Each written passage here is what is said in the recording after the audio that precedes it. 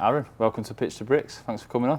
No, thanks for having me on, Ross. Yeah, Appreciate it. No worries. So, Rugby League, Super League referee turned property investor. So, obviously wanted to ask you to come on and to talk a little bit about your profession and how you sort of getting on with your property journey and stuff. So, let's start with refereeing. So, how did you get involved with that? What's your story with Rugby League?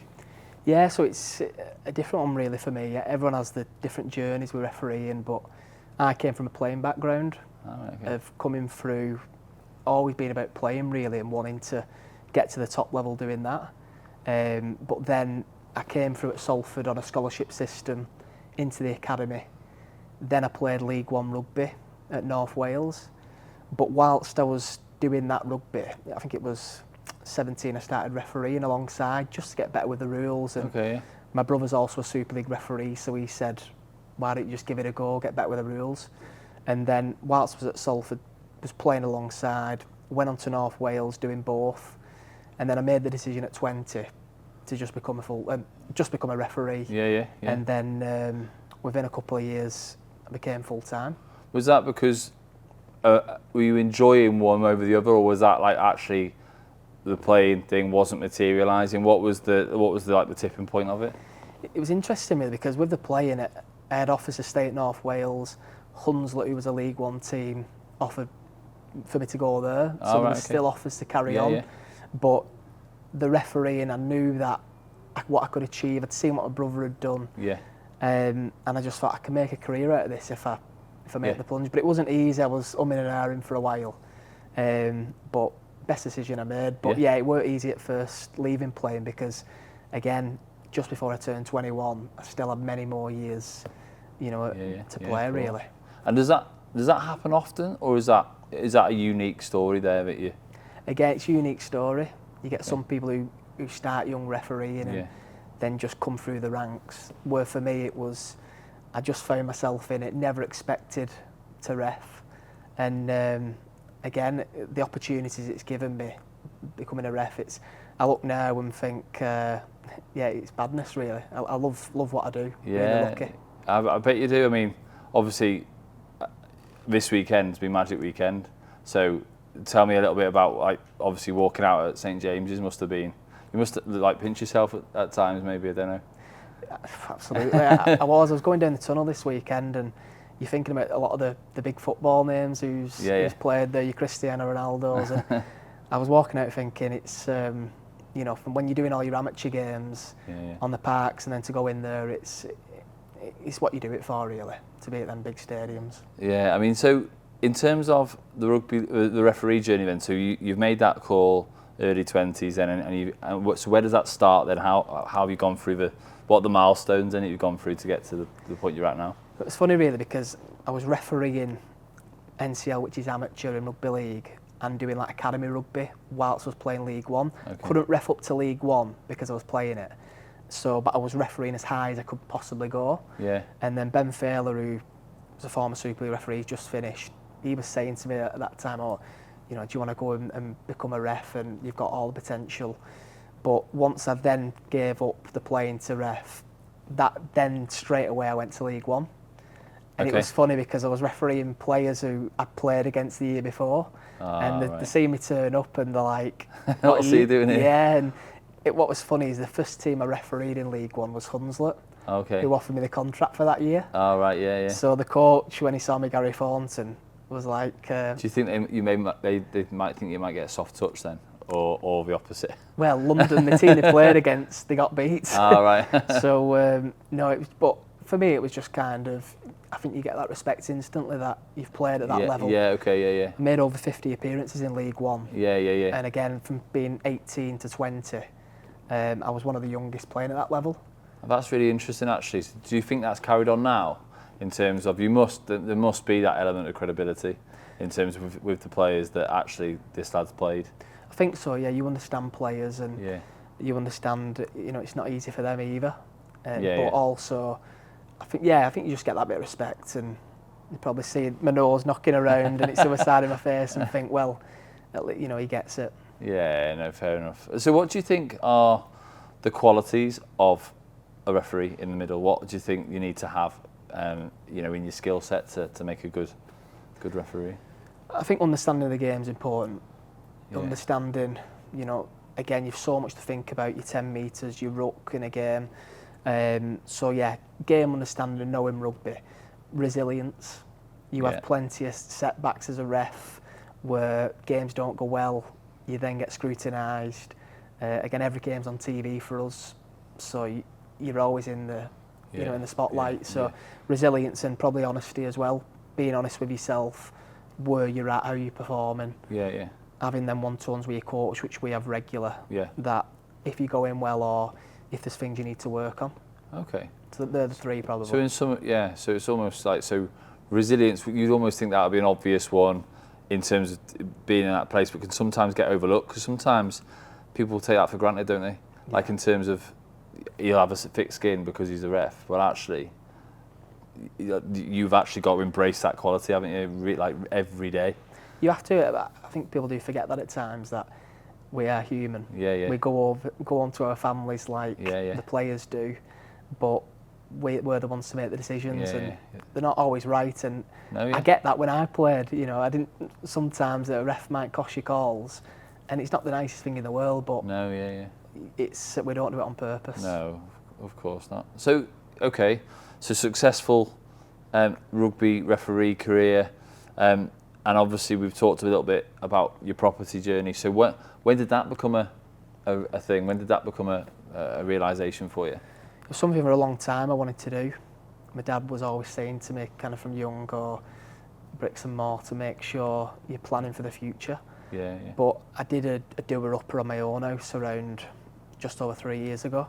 Back to brick, new kitchen, new bathroom, did all of it, and stressful process, but I enjoyed it as well. And I thought, get my own property first, and then start looking at how I can get a buy-to-let. I bet you learnt loads from that experience. Just like the refurb side. Getting all the tradespeople in, dealing with that and trying to get them on a timely manner so you can get it done quick. I didn't live in the property for the first 10 months.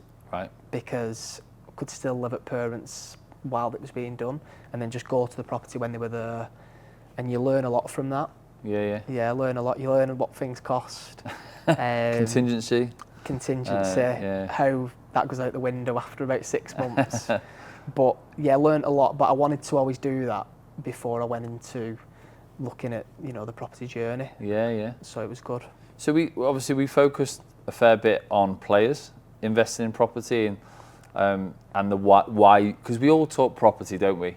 But I think what I really like to get to the bottom of is the why, because property isn't necessarily the thing that we're looking for. It's more why property, and often when we actually drill it down, it means different things to different people.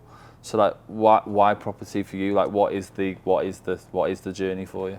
Again, as a referee, you've not got a long career like players. You might get to your 40s, which is longer, but still, what do you do then?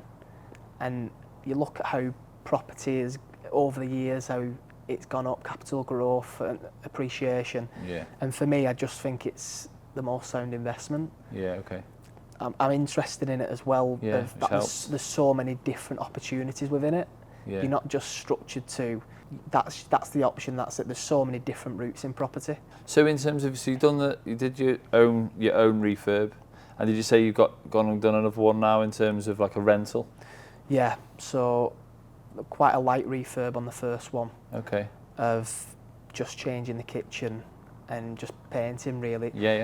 The first one, just making sure it was a solid investment, but not something which could go wrong.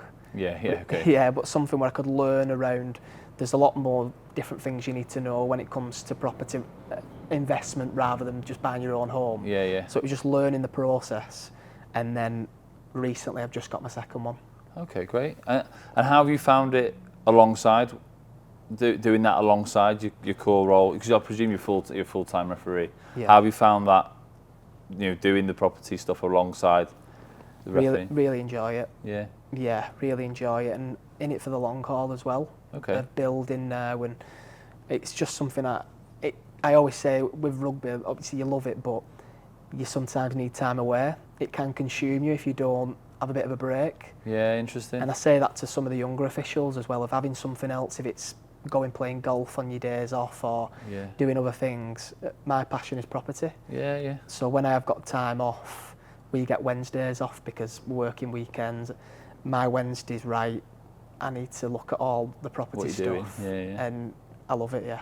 That's really interesting that you touched on about having something away from the sport, and I think property can sometimes be confused as this manual, because I can imagine if you're a ref or a player that you've got physical demands on you at the weekend and during the week, but actually going and refurbing a property might not be the best idea, because if you're stripping or getting stuck in or smashing the property apart, it's almost like a double physical thing. But it doesn't have to be actually like that, does it? Because if you're building a proper, power team around yourself, like the tradesmen and all that, it actually develops that other skill set that potentially, like you talked about there about the skill set required to be a good ref. There's a lot of transferable skills there, like in terms of resilience, honesty, and actually understanding. It's very similar, isn't it?